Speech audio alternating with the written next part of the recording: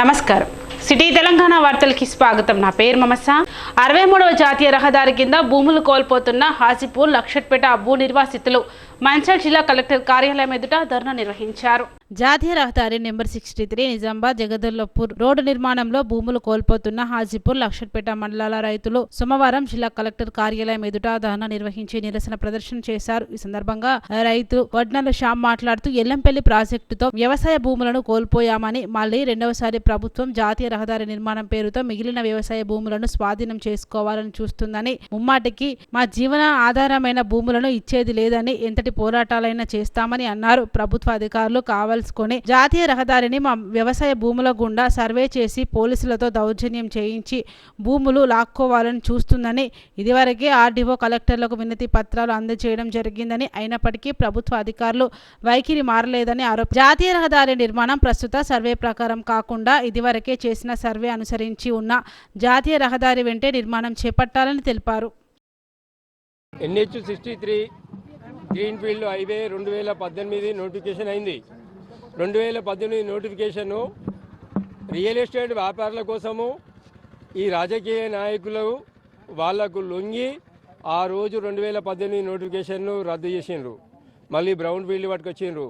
Brown field పట్టుకొస్తే రైతులు అందరూ మేము గుడిపేటలో ముప్పుకు గురైనాము, ఇప్పుడే మేము ఇక్కడ ముందుకొచ్చి మేము ఇల్లు కట్టుకున్నాము, మేము రెండోసారి ముప్పుకు గురవుతున్నామని చెప్పేసి లొల్లి చేయడం జరిగింది. దాంతో మళ్ళీ గ్రీన్ఫీల్డ్ హైవేకి మళ్ళీ వెళ్ళారు.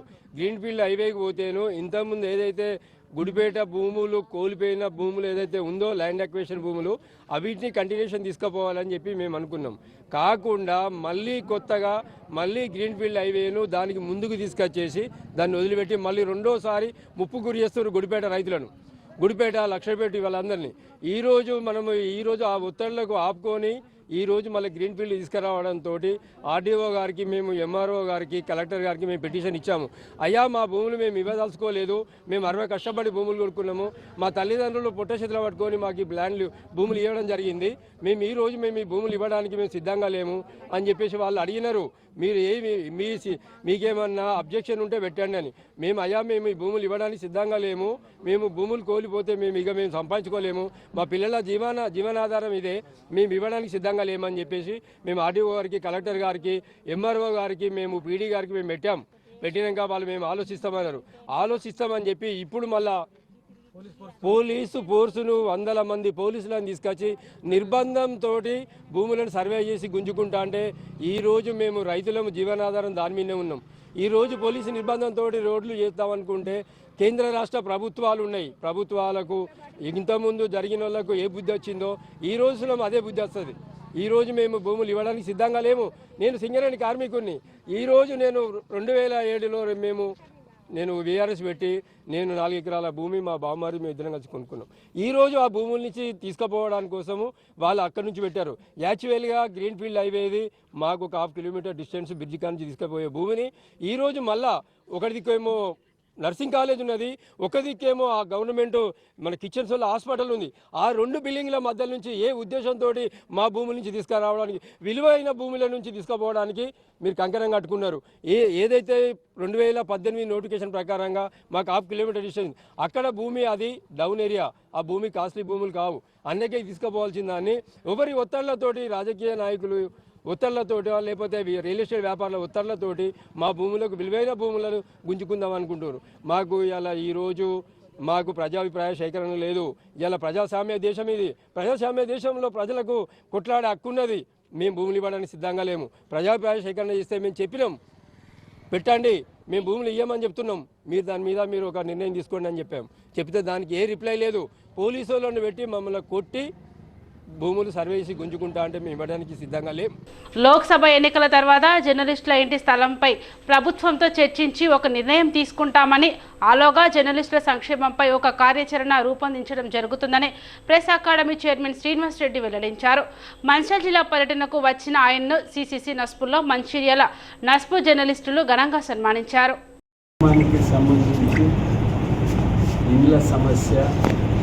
అట్లాగే హెల్త్ కార్డులకు సంబంధించింది, ఆ తర్వాత వచ్చేది ఎక్విటేషన్, అక్కడే ఈ 3 ప్రధానమైనటువంటి అంశాలు.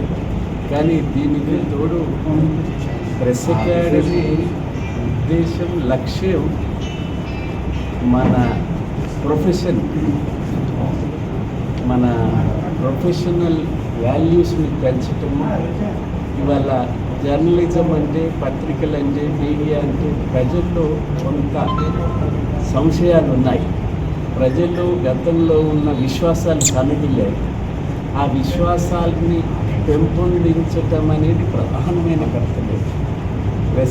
మీడియా అకాడమీకి తక్షణ కర్తవ్యంగా దాన్ని ఛాలెంజింగ్గా తీసుకోవాలి. ఎందుకు ప్రజల్లో ఈ భావాలు వస్తున్నాయి, దాన్ని ఎలా మన గౌరవాన్ని పెంపొందించుకోవాలా అన్న భావన అందరిలో వస్తే తప్ప ఈ ప్రొఫెషన్కి విలువ లేదు. ఈ ప్రొఫెషన్కి రక్షణ, ఈ ప్రొఫెషన్కి విలువ ఈ ప్రజాస్వామ్యంలో ప్రజలు ఇచ్చే మద్దతే తప్ప ఇంకొకటి కాదు. ఇక రెండవది, సంక్షేమానికి సంబంధించి ముఖ్యమంత్రి రేవంత్ రెడ్డి గారే మన సమస్యలకు సంబంధించి అనేక పర్యాయాలు ప్రెస్ కాన్ఫరెన్స్లో, నిన్న హైదరాబాద్లో జరిగిన 100 రోజుల అధికారంలో ఏం చేసింది ఏమిటి అన్న అంశాలు వచ్చినప్పుడు ఈ అంశాలను కూడా ప్రస్తావనకు వచ్చాయి. ఖచ్చితంగా ఈ రాష్ట్రంలో ప్రతి ఒక్కరికి ఎలిజిబుల్ అయిన ప్రతి జర్నలిస్ట్కి ఇల్లు కల్పించడం మా ప్రభుత్వ బాధ్యత అని చెప్పారు. దానికి బాధ్యతగా మన సమాచార పౌర సంబంధాల శాఖ మంత్రి పొంగులేటి శ్రీనివాసరెడ్డి గారు, వారికి రెవెన్యూ శాఖ ఉంది, హౌసింగ్ ఉంది, ఇన్ఫర్మేషన్ ఉంది, మనకు అన్నీ కలిసి వచ్చాయి. ప్రెస్ అకాడమీ, రెవెన్యూ, ఇన్ఫర్మేషన్ మంత్రి కలిసి ఈ సమస్యను పరిష్కరిస్తారు. వారు ఏ నిర్ణయంతో వచ్చినా నేను కళ్ళు మూసుకుని సంతకం చేస్తాను ఫైల్ మీద అన్నారు. ఈలోపు సరే, ఈ 3 మాసాలలో అడ్మినిస్ట్రేటివ్, పొలిటికల్ ఈ ఇష్యూస్ అన్నీ వచ్చాయి కాబట్టి, కొత్త ప్రభుత్వం కాబట్టి ఈ 3 మాసాలు 100 రోజులు గడిచిపోయాయి. ఇమ్మీడియట్గా నోటిఫికేషన్ వచ్చింది. ఈ నోటిఫికేషన్, లోకసభ నోటిఫికేషన్, పోలింగ్ మే 13న పోలింగ్ జరుగుతుంది. 4వ తేదీ కౌంటింగ్ అనుకుంటాను. 6వ తేదీ నాటికి ఈ నోటిఫికేషను అయిపోతుంది. ఆ తర్వాత నుంచి మన కార్యక్రమము ఎక్కడ జిల్లాలకు ఎట్లు ఇవ్వాలా, మండలాలకు ఎట్లు ఇవ్వాలా, రాష్ట్ర కేంద్రంలో ఉన్న వాళ్ళకి ఏమి ఇవ్వాలా, గతంలో ఉన్న సొసైటీలు ఏం చేస్తున్నాయి, ఎంతమంది ఉన్నారని అసెస్ చేయటం, ఏం క్రైటీరియా పెడతాము. హైదరాబాద్లో పనిచేసే జర్నలిస్టులకి, జిల్లా కేంద్రాల్లో పనిచేసే జర్నలిస్టులకి, మండల కేంద్రాల్లో పనిచేసే జర్నలిస్టులకి ఏం క్రైటీరియా ఎట్లాగా అనేది ఈ జూన్ 6వ తేదీ నాటికి మనం అన్నీ సిద్ధం చేసి ఉంటే ఆ తర్వాత చక్కగా కార్యక్రమాలు జరగడానికి ఉంటుంది. జిల్లా మండల కేంద్రాలకు సంబంధించి హైదరాబాద్లో కూడా చాలామంది ఉన్నారు. అందుకని జిల్లా కలెక్టర్లకి ఆదేశాలు ఇచ్చి ఎక్కడ గవర్నమెంట్ స్థలాలు ఉన్నాయి, ఏ వైపున ఉన్నాయి, హైదరాబాద్ లాంటి ప్రదేశాలలో ఒక దగ్గర ఇక సాధ్యం కాదు. 4 చెరువుల 4 వైపులా ఎవరికి అవకాశం ఉంటే ఎక్కడ ఆఫ్ చేసుకుంటే అక్కడ ఇవ్వడానికి అవకాశం ఉంటుంది. ఈ లోపు ఈ క్రైటీరియా, మార్గదర్శక సూత్రాలని, మార్గదర్శకాలను రూపొందించి జూన్ 6 నాటికి సిద్ధమై ఉంటే ఇంతమంది ఉన్నారు జర్నలిస్టు, ఇల్లు లేక ఉన్న వాళ్ళు ఇంతమంది ఉన్నారు అని ఒక అవగాహన రావడానికి అవకాశం ఉంది. ఖచ్చితంగా ఈ ప్రభుత్వం, రేవంత్ రెడ్డి గారి ప్రభుత్వం జర్నలిస్టుల సమస్యను పరిష్కరించడానికి నేను సిద్ధంగా ఉన్నాను అని చెప్పి పలు పర్యాయాలు చెప్పాడు. కాబట్టి సానుకూలమైనటువంటి పరిష్కారాలు లభిస్తాయని నేను విశ్వసిస్తున్నాను. మిత్రులందరూ నా స్కూల్ ప్రెస్ మీట్లో కలిసింది. మంచిర్యాల జిల్లాలో 10th పబ్లిక్ పరీక్షలు ప్రశాంతంగా ప్రారంభమయ్యాయి. 1 గంట ముందుగా విద్యార్థులు పరీక్ష కేంద్రాలకు చేరుకున్నారు. 1 నిమిషం నిబంధన ఎత్తివేసి 5 నిమిషాలు చేయటంతో విద్యార్థులకు కాస్త ఉపశమనం కలిగించింది. పరీక్ష కేంద్రాల వద్ద 144 సెక్షన్ విధించి గట్టి పోలీస్ బందోబస్తు ఏర్పాటు చేశారు. మంచిర్యాల జిల్లాలో 52 పరీక్షా కేంద్రాలలో 10వ తరగతి పరీక్షలను ఉదయం 9:30 నుండి 12:30 వరకు విద్యాశాఖ నిర్వహించింది. పరీక్ష కేంద్రాల వరకు విద్యార్థులు విద్యాశాఖ నిర్ణయించిన సమయం గంట ముందుగానే చేరుకున్నారు. పరీక్ష ప్రారంభమైన 5 నిమిషాల పాటు కేంద్రంలోకి అనుమతిస్తారని తెలిపారు. మంచిర్యాల జిల్లాలో 9,298 మంది ప్రైవేటు ప్రభుత్వ పాఠశాల విద్యార్థులు పరీక్షలు రాయగా 339 మంది ప్రైవేటు విద్యార్థులు హాజరు కానున్నారు.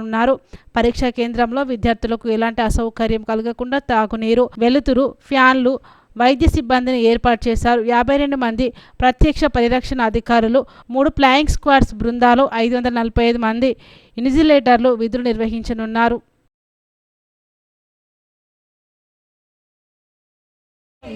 అరేంజ్మెంట్స్ అన్నీ మేము బాగా చేసుకున్నాము. పిల్లలకి వాటర్ కానీ లేదా వాష్రూమ్ ఫెసిలిటీ కానీ సీటింగ్ అరేంజ్మెంట్ కానీ అంత బాగా చేసాము. స్ట్రిక్ట్గా మాకు ఉన్నటువంటి ఇన్స్ట్రక్షన్స్ ప్రకారము పిల్లల దగ్గర ఎలక్ట్రానిక్ వాచెస్ కానీ గ్యాడ్జెట్స్ కానీ ఏమి లేకుండా చెక్ చేసిన తర్వాత లోపలికి పంపించాము. అలాగే మా ఇన్విజిలేటర్స్ కానీ మా దగ్గర కానీ ఎవరి దగ్గర కూడా ఫోన్ అనేది నాట్ అలౌడ్. ఇది సెల్ ఫోన్ లేని జోన్గా మేము భావించి అందరం కూడా ఫోన్స్ అన్నీ అక్కడే పెట్టేసి రావడం జరిగింది. దాదాపు ఆల్మోస్ట్ అరేంజ్మెంట్స్ అన్ని బాగా చేసాము. పిల్లలు ప్రశాంతంగా కూల్గా ఎగ్జామ్ రాయడానికి మా నుండి కావాల్సినటువంటి అరేంజ్మెంట్స్ అన్ని చేసాము. కాగా క్యాతన్పల్లి మున్సిపాలిటీ పరిధిలోని తవ్వకల్ పాఠశాలలో 140, సెయింట్ అల్ఫాన్స్ పాఠశాలలో 120 మంది విద్యార్థులు మొదటి రోజు పరీక్షకు హాజరయ్యారు. అలాగే పరీక్ష కేంద్రాల వద్ద పోలీసులు పహారా నిర్వహించారు. తెలుగు పరీక్షకు 100% విద్యార్థులు హాజరయ్యారు. కేంద్రంలో మాస్ కాపింగ్ జరగకుండా ఉపాధ్యాయులు తగిన చర్యలు తీసుకున్నారు. కొమరంభీం జిల్లాలో 10వ తరగతి పరీక్షలు ప్రశాంతంగా ప్రారంభమయ్యాయి. పోలీస్, విద్యాశాఖ అధికారులు పరీక్ష కేంద్రాలను సందర్శించారు. తిర్యాని మండల జిల్లా పరిషత్ పాఠశాలలో ఏర్పాటు చేసిన పరీక్షా కేంద్రంలో మండలంలోని 8 పాఠశాలకు సంబంధించిన 254 మంది విద్యార్థులు పరీక్షలకు హాజరు కాగా 252 మంది విద్యార్థులు మొదటి రోజు పరీక్షను రాశారు. 2 విద్యార్థులు గైహాజరైనట్లు సిఎస్ వినయ్ కుమార్, డిఓ పురుషోత్తం తెలిపారు. అంతకుముందు ఉదయం జిల్లా ఎస్పీ సురేష్ కుమార్ ఆదేశాల మేరకు తిర్యాని ఎస్ఐ సిహెచ్ రమేష్ పరీక్షా కేంద్రాన్ని సందర్శించి బందోబస్తు ఏర్పాటు చేశారు. పరీక్షా కేంద్రంలోకి ఎలాంటి ఎలక్ట్రికల్ పరికరాలు, వాచీలు, మొబైల్ ఫోన్లకు అనుమతి లేదని తెలిపారు. ఎవరైనా తీసుకెళ్లినట్లు సమాచారం అందించినా చట్టపరమైన చర్యలు చేపడతామని హెచ్చరించారు. విద్యార్థులకు తాగునీటి వసతితో పాటు వైద్య సిబ్బందిని ఏర్పాటు చేశారు.